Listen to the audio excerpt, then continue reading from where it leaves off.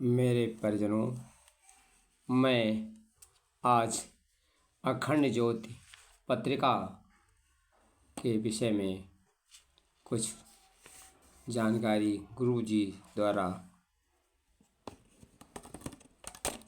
प्रेरित होकर बताने जा रहा हूँ। अखंड ज्योति पत्रिका भले ही लोहे की मशीनों में छपती है, लेकिन इसका स्वरूप सोने का है। वर्ष 1926 ईस्वी से बसंत पंचमी को प्रज्वलित अखंड दीप की अखंड ज्योति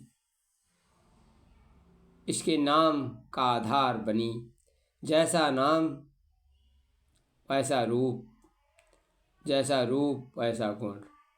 इसके देवी स्वरूप देवता उजागर करते हैं।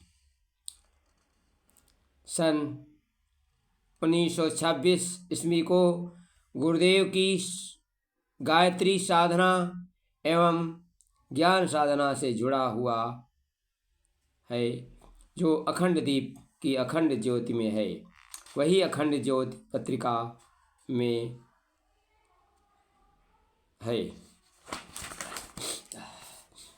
अखंड ज्योति में प्रकाशित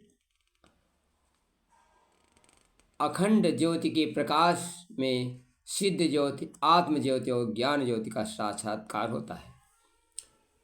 प्रज्ञा पुरुष के प्रज्ञावतार की लीला की कथा भक्त पूर्ण स्मरण और उन्हीं की क्रिया किया गया समर्पण है।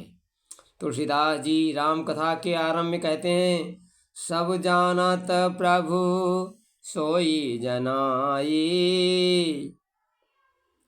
तदपि कहे कछु बिना रहा न कोई। सब जानत प्रभु प्रभुता सोई, तदपि कहे बिनु रहा न कोई। प्रभु की प्रभुता सभी जानते हैं, परंतु भक्तगण अपनी भक्ति के कारण उसका बखान किए बिना रह नहीं पाते। इसका कारण यही है, भगवान के गुणगान से भक्तों को सुख मिलता है, उन्हें भगवान के प्रेम में अनुभूति होती है, उन्हें भक्ति रस और प्रेम रस का स्वाद मिलता है। नवयुग की ब्रह्मवेला में वर्ष 2024, 2025, 2026 इन 3 वर्षों में यह क्रम चलता रहेगा और भगवान श्री राम की लीला कथा स्मरण करेंगे। भगवान गीता में कहते हैं देवर्षि नारद से, हे नारद, मैं न तो बैकुंठ में बसता हूँ न क्षीर सागर में, मेरा वास तो वहाँ है जहाँ भक्त मेरी कथा कहते हैं।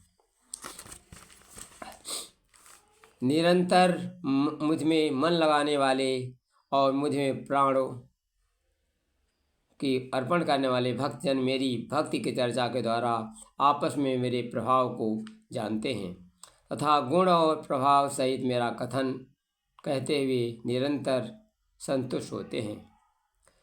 वंदनीय माता जी अखंड ज्योति में प्रकाशित होने वाले लेखों को स्वयं फुर्सत में पढ़ा करती थीं, साथ ही उसका विश्लेषण विवेचन करती थीं। गुरुदेव जी हंसते हुए कहते थे, भाई मैं तो केवल लेखक हूँ, माता जी संपादक हैं, उनकी बात तो माननी पड़ती है।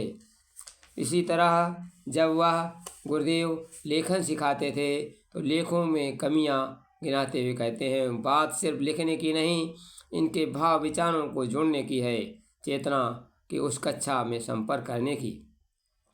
गोस्वामी तुलसीदास जी कहते हैं, जो बालक कहे तो तरी बाता, सुनहि मुदित मन पितु अरु माता।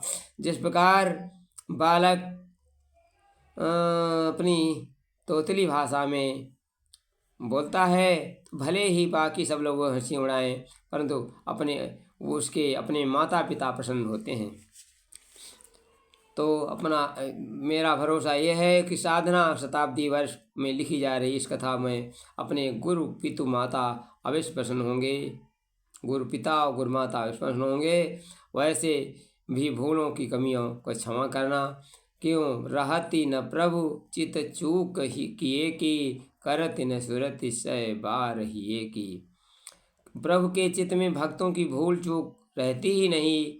वे तो हृदय से सुनते हैं। जैसे वैसे ही भगवान की कथा सार्थकता भक्तों को हृदय में आनंद प्रदान करती है। धन्यवाद। वीडियो अच्छा लगे शेयर कर देना।